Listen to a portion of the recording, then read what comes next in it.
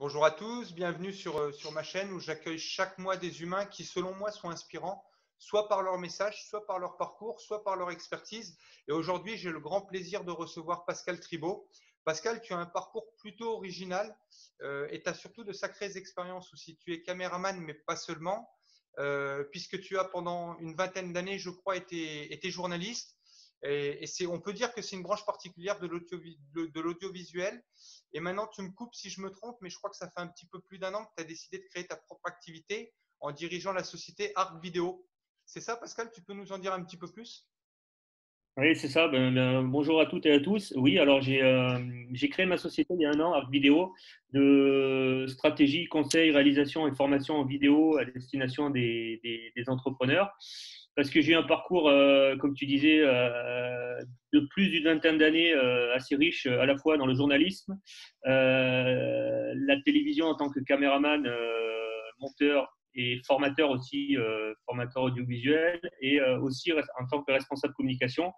Et j'ai voulu quitter le milieu du salariat parce que j'en avais fait un petit peu le tour et je voulais vraiment aider des entrepreneurs à mieux communiquer grâce à la vidéo parce que j'ai fait un constat, j'ai vraiment passé du temps sur Internet à regarder un petit peu ce que faisaient les TPE, PME, voire les infopreneurs, les entrepreneurs du web. C'est pas mal ce qu'ils font, sauf qu'au niveau, j'ai trouvé au niveau de leur communication, c'est très bien, sauf qu'au niveau de la vidéo, il y a vraiment des lacunes. Il y a des vidéos, ou alors il n'y en a pas. Quand il y en a, elles sont pas géniales. Alors, au niveau du fond, au niveau de la forme, au niveau des deux, je trouve qu'il y a pas mal de lacunes au niveau de la vidéo et c'est ce que je peux apporter, moi, à la fois sur la forme en tant que caméraman professionnel depuis 15 ans, mais aussi sur le fond, sur le message qu'on fait passer, sur les valeurs en tant que journaliste. Et voilà, et je suis aussi spécialisé en média training. Alors, c'est super intéressant ce que tu nous expliques, Pascal, mais j'ai l'impression à t'entendre que toi, tu avais ton expertise technique et du coup, tu as découvert qu'il y avait moyen de la partager et puis d'apporter ton aide, mais tu as fait peut dire presque un virage à 360 degrés en quittant le monde du salariat pour créer le monde de l'entreprise, pour avoir ta propre activité. Et je sais qu'il y en a beaucoup qui ont du mal avec ça.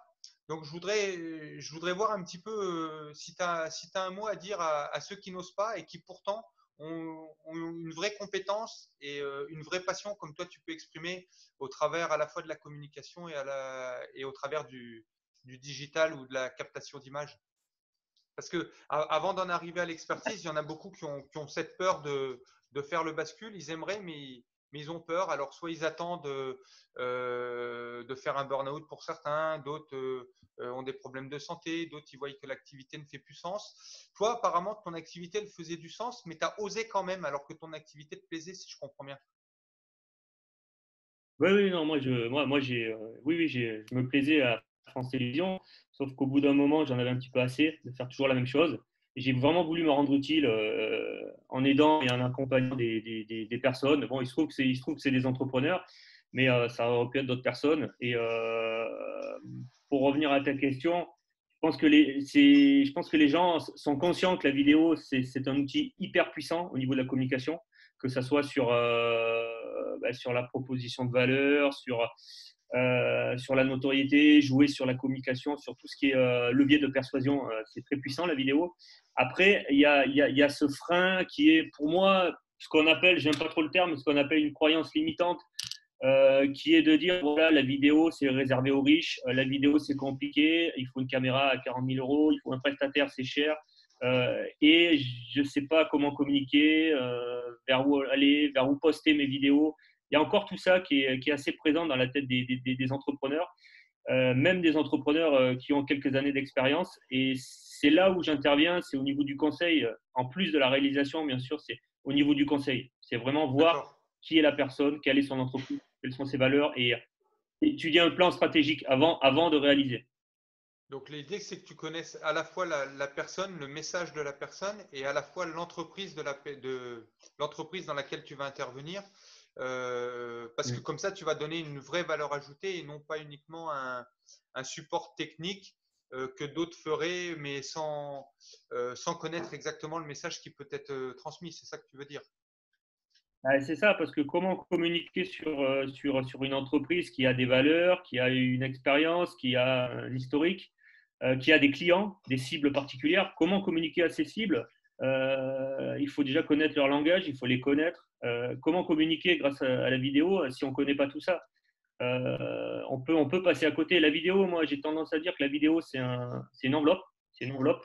Ce qu'il y a à l'intérieur, c'est le message qu'on fait passer. Comme un article, c'est une enveloppe. À l'intérieur, c'est l'écrit. Un podcast, c'est une enveloppe. À l'intérieur, il y a un message vocal qui passe. Le plus important, avant de parler de la forme, c'est déjà de parler du fond. C'est déjà de parler du message. Pourquoi on veut communiquer, sur quoi on veut communiquer, à qui on veut communiquer. Après, en fonction de ça, on met des images dessus, c'est pas un souci. Non, mais c'est excellent ce que tu nous dis, oui, parce qu'on sent une véritable l'inspiration de tout le travail que tu as pu faire sur toi pour transmettre cela. Et c'est vrai on voit assez souvent cette lacune ou ce manque, hein, souvent des professionnels qui maîtrisent leur métier d'un point de vue technique, mais qui n'ont pas toute cette recherche qui va autour. Peut-être tu l'as fait au travers d'une forme de développement personnel ou de remise en question personnelle, mais en tout cas, ça montre un peu un pulse comme si tu avais embriqué plusieurs compétences autour de ta compétence clé, si je peux dire. Oui, tout à fait. Le but, de toute façon, le but premier est d'aider l'entrepreneur, d'aider le client. On va pas l'aider en lui faisant une belle vidéo avec un beau coucher de soleil, avec un stabilisateur, avec un effet cinéma, si le discours est à l'opposé de ce que la personne veut faire passer. Il faut d'abord discuter Exactement. avec la personne avant de faire une vidéo. C'est tout simple. Et Il faut aimer ce qu'on fait, il faut aimer le client, il faut avoir envie de le faire progresser. exactement, on est bien d'accord. Alors, j'ai cru comprendre aussi, au travers d'échanges qu'on a pu avoir ensemble, que depuis quelques années, tu cherches à davantage équilibrer aussi ta vie sur un ensemble, j'ai envie de dire, autant sur des paramètres privés que sur des paramètres professionnels. Est-ce que tu t'es fait accompagner pour ça ou pour toi c'est naturel, c'est un petit peu une vocation ou une gymnastique personnelle que tu te fais presque quotidiennement?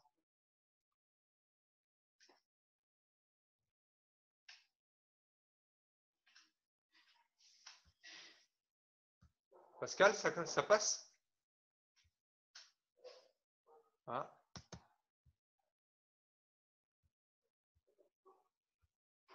Pascal, on t'entend plus. Je ne sais pas si tu m'entends. J'ai l'impression qu'il y a un problème Là, avec tu es figé, là. le son.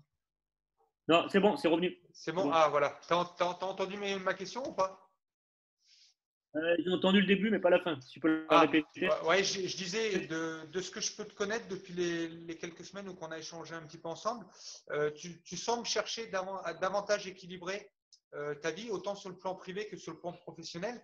Est-ce que tu t'es fait accompagner ou est-ce que pour toi c'est naturel et pour toi c'est évident d'équilibrer autant le pro, la croissance professionnelle et l'équilibre personnel? Alors, je me suis fait accompagner, oui. J'ai eu du coaching pendant 3 mois avec un professionnel de la vidéo qui m'a pas appris à filmer parce que ça, c'est mon métier depuis des années, mais qui m'a appris à gérer un petit peu le business et à servir mes clients de la meilleure des façons en proposant des vidéos vraiment adaptées à chaque client, vraiment le souci du client. Ça, c'est important. Et pour répondre à ta question, je me suis fait aussi accompagner et j'ai lu beaucoup de livres de développement personnel sur vie privée, vie professionnelle, pour pas me faire dévorer par mon travail, qui est aussi à la base une passion. Ouais, on est bien d'accord, ouais. C'est excellent. Ta mission, alors, c'est la technique. Mais tu nous as dit juste avant que tu avais surtout à cœur d'aider. Alors, concrètement, comment se passe un accompagnement avec toi? C'est du consulting, c'est du coaching, c'est de la formation? Tu peux nous expliquer un petit peu si quelqu'un qui t'écoute là actuellement voudrait avoir besoin de tes services ou se dit, tiens, je vais contacter Pascal pour en savoir un petit peu plus, est-ce que tu peux nous expliquer en quelques mots ce que tu pourrais concrètement lui proposer? Oui, bien sûr. Après échanger avec la personne 1 heure ou deux, il y a deux sortes de personnes. Il y a les personnes qui sont réfractaires à la vidéo, qui veulent que je réalise pour elles. Donc, une fois qu'on a bien discuté, moi, je fais 3 propositions commerciales avec 3 tarifs différents.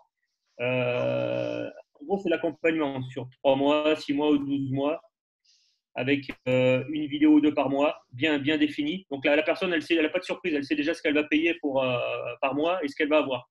Et D'accord. quel résultat elle peut potentiellement obtenir. Voilà. Ça, c'est pour la partie réalisation. Après, Donc là, il y a une tu autre. te déplaces dans l'entreprise ou tu te déplaces chez la personne qui te sollicite, c'est ça? Oui.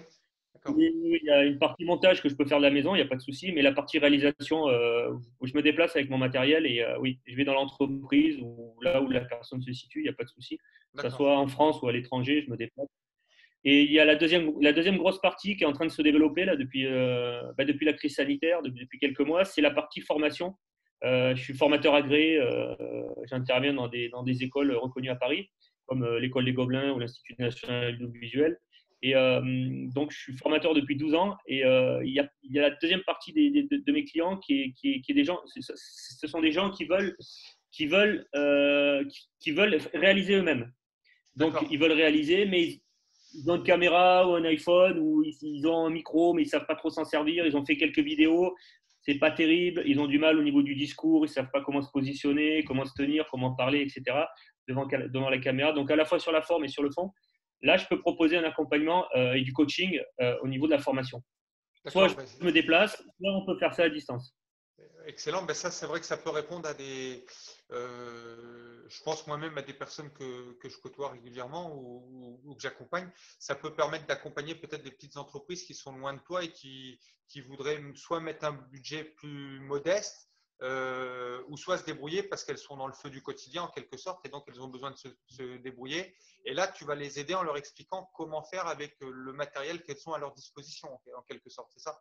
Voilà, je m'adapte vraiment, je fais du sur-mesure. C'est-à-dire, si la personne elle a un téléphone, il n'y a pas de souci. Si la personne elle a une caméra, on va s'adapter en fonction. Je connais pratiquement toutes les caméras du marché, donc D'accord. voilà, on va s'adapter en fonction de ce qu'elle veut faire aussi. En fonction de ce qu'elle veut et du Si c'est matériel juste qu'elle a, toi, tu lui fais une proposition technique de son budget. qu'elle peut utiliser elle à son niveau, quoi, en quelque sorte. Tout à fait, tout à fait. Elle me dit qu'on discute, pareil, c'est encore un échange pendant une heure ou deux, on discute bien.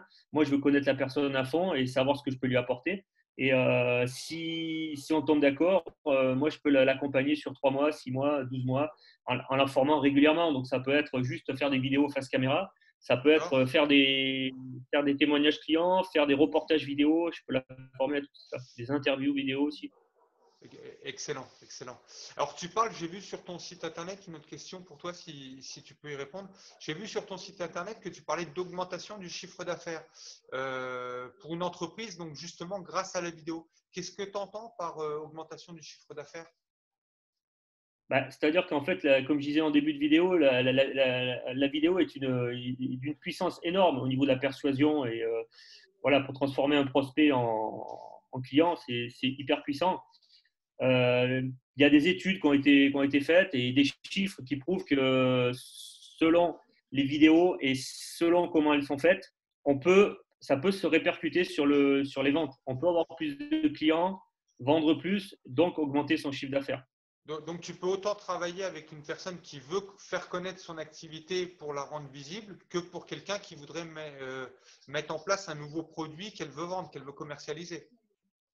Il y a plusieurs styles, tout à fait. Il y a plusieurs styles de vidéos. Il y a la vidéo ça s'appelle la vidéo de présentation, ça permet de présenter son entreprise. Il y a la vidéo de témoignage client, on joue sur la preuve sociale, ça permet de faire venir plus de clients grâce à un témoignage. Il y a la vidéo produit, c'est-à-dire que l'entreprise lance un produit ou un service, elle veut le faire connaître grâce à la vidéo, c'est un des meilleurs moyens de le faire connaître. Qu'est-ce qu'il y a comme vidéo? Il y a la vidéo interview.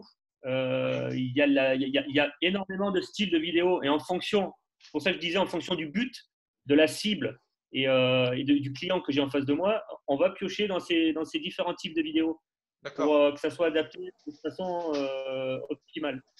Bon, ben, excellent.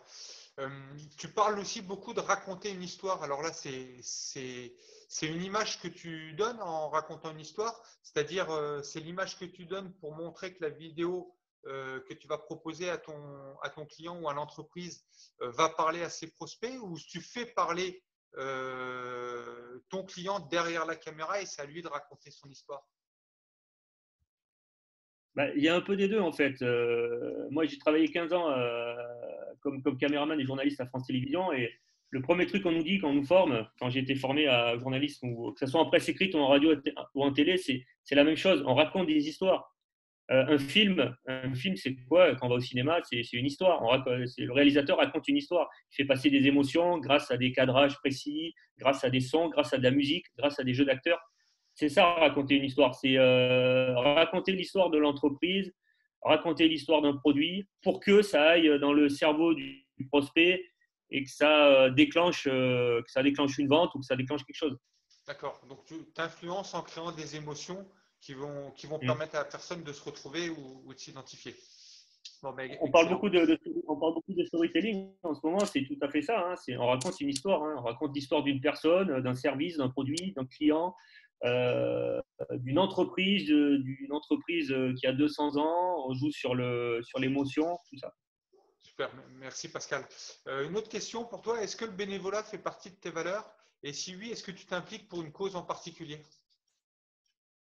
J'ai fait du bénévolat. Alors, ça reste dans mon secteur d'activité.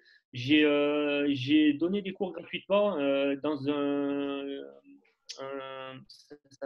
ça s'appelle un vidéoclub. En fait, c'est pas un vidéoclub où on allait louer les cassettes vidéo. Hein. C'est le vidéoclub où des gens viennent apprendre, c'est souvent des D'accord. retraités, viennent apprendre la vidéo. Donc, tu leur offres un Je sais pas certain si j'ai nombre d'heures répondu à par ta question. semaine ou par mois, en fait, c'est ça? Ouais, j'ai fait ça dans une ville à côté de chez moi, gratuitement. Voilà, bon. Après, D'accord. de temps en temps, j'avais besoin d'un micro ou de quelque chose. Ils me rendaient un service, ils me le prêtaient. Mais à la base, c'est bénévole. Oui, j'avais fait ça parce que ça m'intéressait de donner un petit peu de mon temps. D'accord. Ah ben, excellent. Alors, pour finir, je vais te poser trois questions que je pose systématiquement à tout le monde. La première, si tu n'étais pas caméraman ou si tu ne faisais pas de la captation d'image, quel métier rêverais-tu de faire? Ah, je voulais être journaliste. Non, je voulais être footballeur professionnel quand j'étais plus jeune, mais j'ai eu une succession de blessures qui ont fait que bah, j'ai pas pu intégrer un centre de formation. Du coup, j'ai basculé vers le journalisme sportif au départ et j'en suis D'accord. là aujourd'hui. Donc voilà, j'aurais aimé être footballeur professionnel. D'accord. Donc, ça serait certainement ton métier si tu n'avais pas eu cette blessure ou si tu avais pu faire autre chose en Mm. quelque sorte. Ouais. Quelle a été ta pire expérience et comment l'as-tu gérée? Que ce soit privé ou professionnel, hein, peu importe. La pire expérience, c'est une bonne question ça. Pire expérience. Si la pire expérience a été, je tairai le nom parce qu'il est très connu sur Internet, ça aurait été de travailler avec un gourou de l'immobilier et de me faire arnaquer. De travailler D'accord. en termes de réalisation vidéo. Hein. Voilà. Et du coup, tu l'as géré comment Ouais. alors? Tu as géré comment cette Ben, expérience je l'ai du mal coup pour vécu. remonter derrière? Je l'ai mal vécu sur le moment, mais par contre, j'en ai tiré une force, c'est-à-dire que je me suis formé. C'est ce que je disais en milieu de vidéo. J'ai pris du coaching pour plus me faire avoir plus tard par des gens comme ça, par des beaux parleurs. D'accord.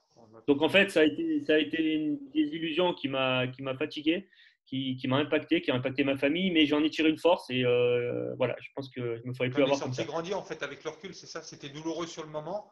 Comme il disait Steve Jobs, Tout à le fait. médicament était douloureux, mais le patient en avait besoin, quoi.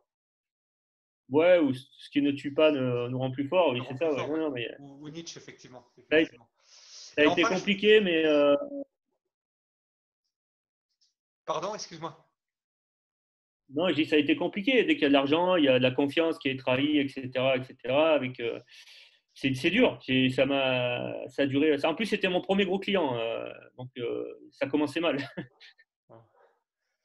Ok, merci Pascal.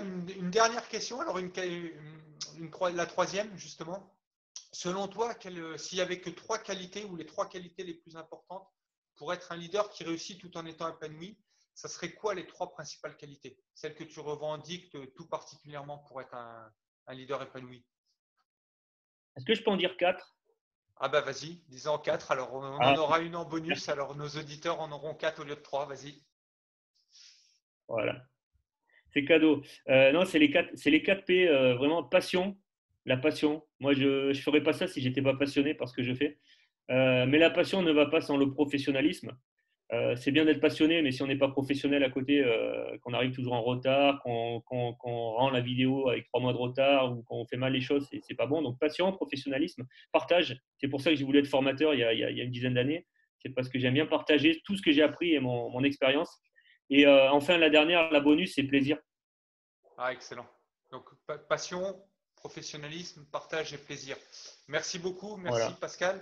Alors voilà, c'est fini pour cette superbe interview. Je mettrai le lien de ton site en dessous, en dessous de la vidéo pour ceux qui voudraient te joindre. Je crois que tu offres D'accord. un guide digital, hein, si je me trompe bien, si je me trompe pas. Donc pour ceux qui le veulent, pour voir un petit peu l'univers de Pascal, avoir déjà des premiers conseils pour comprendre un petit peu comment ça fonctionne, ben, n'hésitez pas, vous pouvez aller le télécharger directement sur son site que je vous mets en dessous de la vidéo. As-tu un dernier mot à nous dire avant la fin, Pascal? Ben non, merci de m'avoir invité. Et puis, n'hésitez pas, faites des vidéos, faites-les vous-même. Et après, il faut commencer de toute façon. Même si on n'a pas de matériel, qu'on n'a pas de connaissances, il faut déjà commencer. Et après, faites appel à un professionnel qui va, comme moi ou un autre, qui va vous guider et qui va vous orienter, qui va vous permettre de vraiment de développer votre entreprise et de passer un palier. Parce que la vidéo, c'est ultra important. Comme les autres canaux de communication, hein, il n'y a pas que la vidéo. Mais ça fait partie quand même du canal de communication très, très important qu'il faut vraiment gérer. Exactement, 100% d'accord. Donc, commencez par une action peut-être imparfaite, filmez-vous vous-même ou action inspirante et imparfaite, comme dit moi mon mentor Martin Latulippe. Et après, bah, comme dit Pascal, après vous allez peaufiner, vous allez améliorer, vous allez professionnaliser de plus en plus, faire appel au service d'un caméraman pour rendre un rendu beaucoup plus professionnel et beaucoup plus pointu. Donc, on commence par une action inspirante et imparfaite et puis on professionnalise, on peaufine, on améliore avec peut-être plusieurs réitérations, hein, je dis toujours. Encore merci à Pascal, merci à tous pour votre écoute. Quant à moi, je vous dis à très bientôt. Je vous laisse commenter s'il y a un conseil en particulier que vous décidez de mettre en application dès aujourd'hui. J'aime bien dire dès aujourd'hui parce que ce n'est pas la peine que ce soit la semaine prochaine ou dans un mois. Si ça vous parle, il faut le faire tout de suite parce que sinon après on a tendance à oublier. Donc laissez un commentaire en dessous. Et puis, sentez-vous à l'aise d'aller visiter le site à Pascal et peut-être de télécharger son guide digital. Je pense que ça lui fera plaisir et puis pour vous, ça vous sera d'une grande valeur. C'était Jérôme qui vous souhaite une merveilleuse journée. Belle fin de journée à tous et à très bientôt. Bye bye. Salut.